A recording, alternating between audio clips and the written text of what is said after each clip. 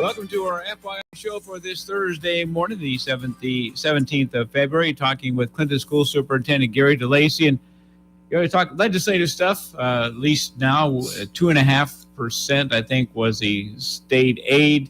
We're going to talk about that. Legislative stuff, always a topic this time of year. You've been advocating for more. What's the action so far? I know there's some other pieces that are still discussed out there. 2.5% is not what you wanted. Well, 2.5% doesn't keep up with the cost of doing business, especially when we're in an inflationary period right now of about 7%.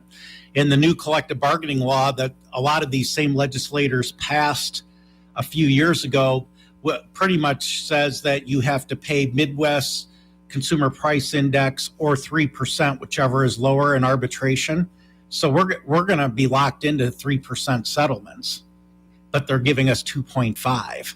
So they, when I ask about that, you get no response in terms of, this is the actual money going forward. And I'm just concerned about our ability to retain and attract employees, given this, I think the philosophy of the party that's in control right now is we want to really slow our expenditure growth. So that includes public schools, but without the acknowledgement of what's actually happening in the real world with inflation. So yeah, it probably sounds good in some ways, but it's going to force public schools to make tough choices because you're going to be obligated to give at least a 3% settlement, but you don't have the funding to do that. In the House side, talking with our legislators as we talk to them each week, they threw in some other funding, and that was part of their support for the 2.5%. They threw in some money that I guess designed for what you've talked about as well: paraeducators, bus drivers, support staff, those kinds of things. They threw in some money in for that in a separate action. There's a transportation factor in there as well. How does that all fit for? Does that help you any? It does help some. The unfortunate part is it's one-time money. So if you're going to say, well, I'm going to build that into the raise, and that that person keeps that year after year after year, you've limited. I mean, we're not going to be able to use it that way because it's not sustainable. But do we look in terms of a signing bonus or something like that? That's also one time to maybe help with retain and attract. Yeah, I mean, I appreciate at least there's something there, but it's limiting in terms of making a long-term difference in terms of elevating the pay for, our classifieds are grossly underpaid. And when you drive around town right now and you see the billboards of $14, $15, $16, $19 an hour, we're not competing against that. And we know our custodians, our paraeducators, our food service, our bus drivers, secretaries, their skill sets are very transient with the private sector. They can make that move pretty easily, and even some of our teachers could make that move pretty easily. So that is our challenge: is how do we continue to retain and attract teachers given our limited resources? What about some of the other legislative issues? I don't think any of them passed through, but they've been topics about books, banning of books, maybe charging teachers if they pass out materials some people don't like, and some things like that. Are those into the mix at all? Are you hearing from your folks that I guess keep an eye on things? Are those going to go anywhere? Well, the funnel is actually tomorrow. So I think tomorrow will be a first big deadline to see what's going to move forward and what's not. I will tell people out there, to me, it's about scoring some political points where you think some people are, we don't have obscene material in public schools. I mean, and we do have a process in board policy. If somebody wants to challenge a book or whatever, we have a defined local control policy that we have a committee come together, we review it. There's the procedure's already in place for a review of a book or something. We don't need a state law to do something that's already happened. So it hasn't been a huge issue here, but I do know some school districts not too far away from here are having a battle because, you know, some of this gets to be subjective. I'll go to, are we going to ban the human anatomy resource because of the pictures in it? Well, educationally, you're teaching about human anatomy. So if you're going to end up defining that as obscene, I don't know how we're going to ever teach human anatomy. So those are some of the things. It depends on your perspective on that issue, but a lot of the things are strictly educational. Gary says in that policy, got to ask this, is there any requirement for those objecting to have read the book? To actually have read the material instead of just raising I don't think there is. I mean, all they have to do is object to the book. I don't think there's any, of course, how would you really know if they read it or not or whatever, but there's nothing in our board policy that says they had to read it in order to object to it. Just curious that because sometimes you object raised and you wonder where that objection's coming from, if they have to justify it in some way. I mean, they'll have to justify the grounds on why they're doing that, and obviously if they haven't read the book, I don't know how good that justification would be. Like I said, I really think schools, I'm not just talking the Clinton School District. I think we use a very common sense approach. We stay within the law. Bottom line is we realize we're working with children, so we are age sensitive in terms of what does an elementary student get exposed to versus a middle school versus a high school student in that maturity process, and using best practice. And we do have certified librarians. This is what they're trained to do. And looking at the state law and what exposure do we have. I'll be honest, if I'm a parent, I'm a lot more concerned on what a kid could access on the internet than what you could ever access in a public school. Well, another topic, the work on the new high school. How's that going? We can't drive past it and see, bro, because you got the street blocked off, so we can't see all the work. Well, I think some of the work that's been done on the cold weather days has actually been underneath the current building, because you're going to end up having to attach the buildings. So some of the work, particularly in January, nobody could see it. It would be like, well, it looks like they've stopped. Well, they've never really stopped. The roof joists came in, they're up. I do think as we go into March now, and even the weather has been warming up here now, not so much today, but they'll be working today. The Tricon says, you know what, if it's 15 or higher, we can be effective working outside. So, looking at our forecast, I mean, it looks like we're going to be there at least for the next 2 weeks. You're into March, so I'm hopeful at that point that you really will start to see progress. A lot of the building has precast walls, so I think once we get to that point, which will be in March and April, you're going to see the building closed in pretty darn quickly. It's a ways away, but has anybody been able to put a timeline on it? Are they kind of on schedule to turn over? I think at this point we can say this year. Christmas. They are. Yep. They still claim they are on schedule, and they will turn the building over to the district in December, and then we would use that winter break to kind of move what we have to move over. Now, the building will have new furniture and things like that. So the stuff that'll really have to move is like teacher and student materials and getting that moved over into the new building. So right now we're on schedule for that to happen. And of course, once they get that building closed in, then you're not weather dependent anymore, and they can just go to finish up the inside. This is not the end of the project. Some people may see this. This is going to be ongoing for a while. Kind of walk us through next steps, because this is a process that was outlined with the district, the contractor, walk us through. We talk about this new building, this new part, the academic building, I guess, is, I don't know if you have a name for it, but it'll get a name somewhere. Somebody will call it. It'll be known as something. But what happens after that? Okay.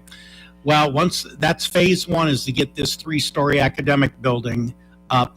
So if that gets turned over to us in December and we make the transition, January will be a little bit of a transition where we will finish up asbestos removal of the building. That the 1919 building will get demoed probably January, February next year. And then at that point, phase two will begin, where the 1919 building is. They'll be building the CTE wing, your welding, auto, woods, that. The music wing will be there, and then the Performing Arts Center. That's basically phase two. And that phase will actually go to, I believe, the spring of 24. So that's going to take once they get going, it's going to be almost a 2-year process to get that piece finished up. And then at that point, actually phase three is a little bit smaller. Phase three will be demoing the front of the building right now, which is the 1969 building after the fire. And then you'll have the kind of that gathering cafeteria area will be opened up, your new administrative suite, and then there'll be a couple art classrooms. So that phase is actually smaller than the first two significantly, where you see that they're projecting it'll all be done by the spring of 25. But again, that's about 3 years. So it's about 3 years from right now, we'll be getting near the end of the project. And then in addition, this summer, we will actually start doing the enhancements on your gym. That's obviously a facility that people are familiar with. They attend basketball games, wrestling meets, a number of different school activities are in your gym. Yeah, that'll get a little work.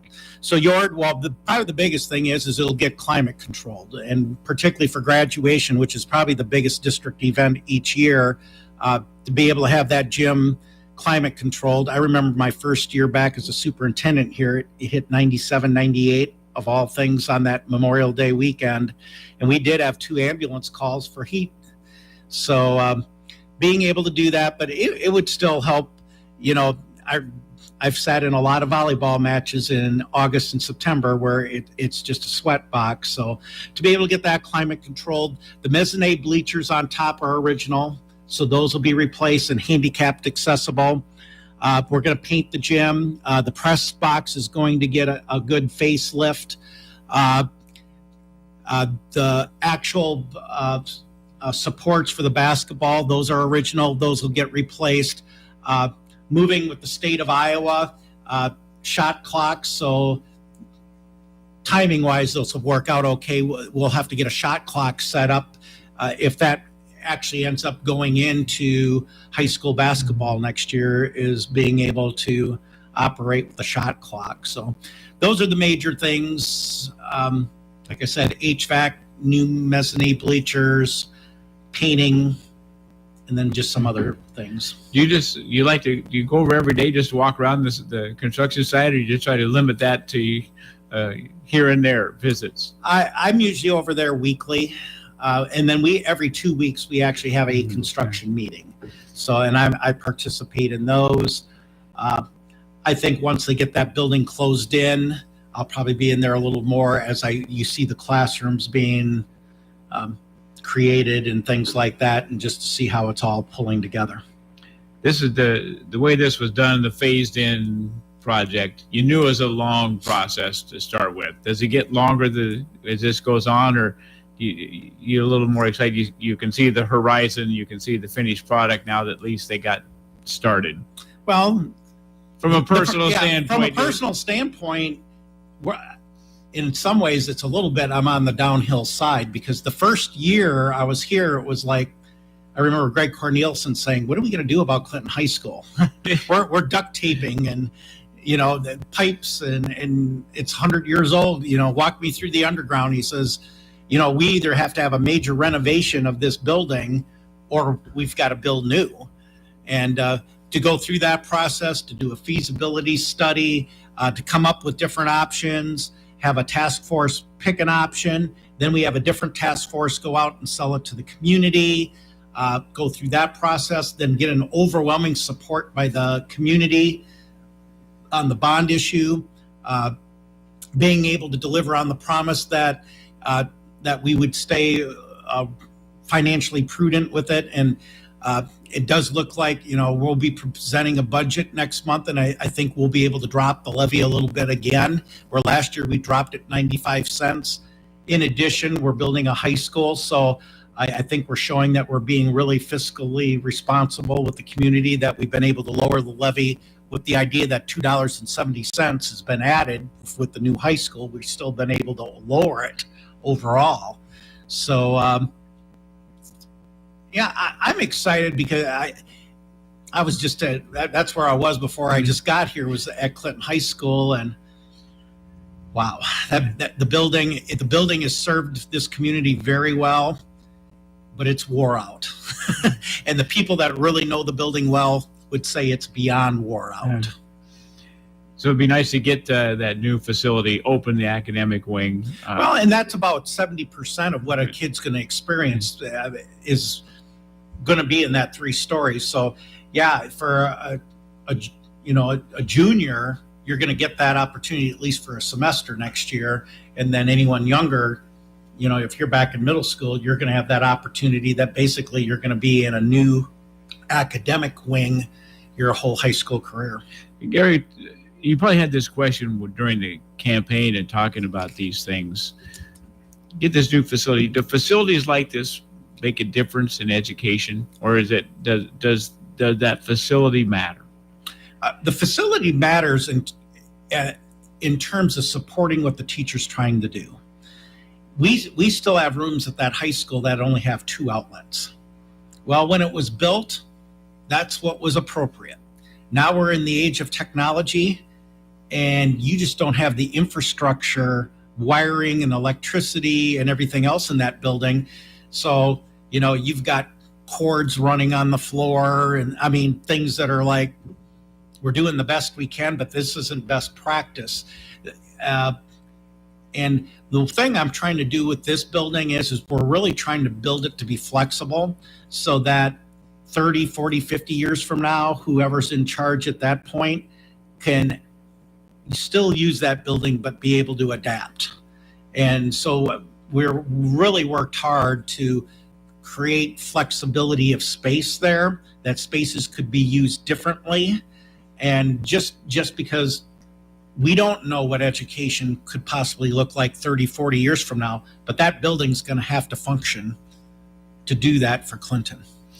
Before we get done, we promised Finance Officer Cindy Mackler we'd make sure to mention she's got a hope or a plan.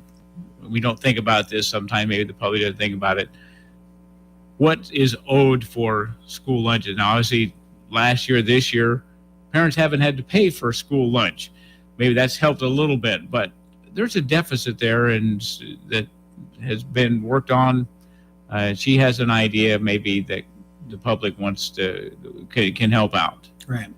So can't quite remember the phrase they're using for it, but it basically what we're doing is we're asking people, you have not had to pay for lunch basically for the last 2 years.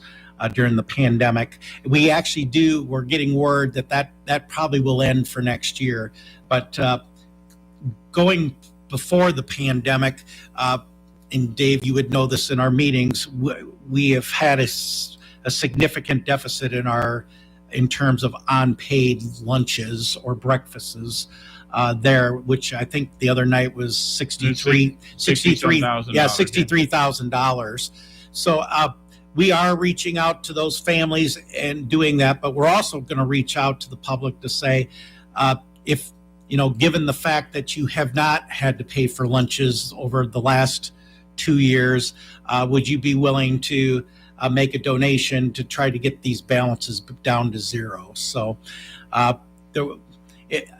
we're doing the best we can. And again, we're trying to be fiscally responsible. It's hard when people, they've gotten gotten the benefit of their children eating, but and we don't deny children a meal if there's no money in their account. They still are able to eat. We're not going to penalize the kid, but we're just trying to be fiscally responsible. And we know that in other parts of the country, communities have done this where they've just reached out, and some people have really stepped up to say, you know what, we're going to pay off those balances knowing that kids have been fed based on this, and it's the right thing to do. So there will be some information coming out from the school district on that, and we would appreciate any support. I will let you know we are going to be sending letters out to, I think Cindy said, anyone that owes $50 or more to those families, and appeal to them to do what's right and to clear their bill. These often are from, again, the discussions that if they qualify for the free or reduced price lunches, all they have to do is fill out some paperwork, and some don't do that. These would be taken care of if they filled those paperwork out. So is that part of the effort as well, to keep encouraging folks who would be eligible for assistance to take advantage of that assistance? Absolutely. We always put that out there when a family registers. We always take that down to our food service program, have them fill out the paperwork. A lot of times what happens is I'll take the paperwork home, and it doesn't get done promptly, or it doesn't get done at all. They would qualify for a free lunch, but we can't claim it until they get their paperwork in and approved. And that's how, in some of our cases, that's how the deficits start building up. I think Mike House mentioned that one of the new school board members after the meeting talking about they think they were when Cindy mentioned $60,000. He mentioned, well, when they started a few years ago trying to work on this, it was over $100,000. So they have. We've made some progress. There's no doubt about that. We've made some progress, but obviously you shouldn't be running a deficit at all. But again, the reason is that we don't deny any child a lunch. Gary, anything else before we get all done? Send you back out to your next meeting. Well, I will. One more legislative thing that's really hot right now is vouchers, and I will advocate out there. I believe in competition with schools, but I do believe that we should all have the same rules. And if you look at the way that bill is written right now, private schools would still not play by the same rules as public schools, even though they're receiving public money. And so I would inform, if you are a strong supporter of public schools, I would encourage you to reach out to your legislators and advocate against this bill. It is not good for public schools. Thanks to Clinton School Superintendent Gary DeLacy, our guest this morning on our FYI program. Thanks, Gary. Thank you.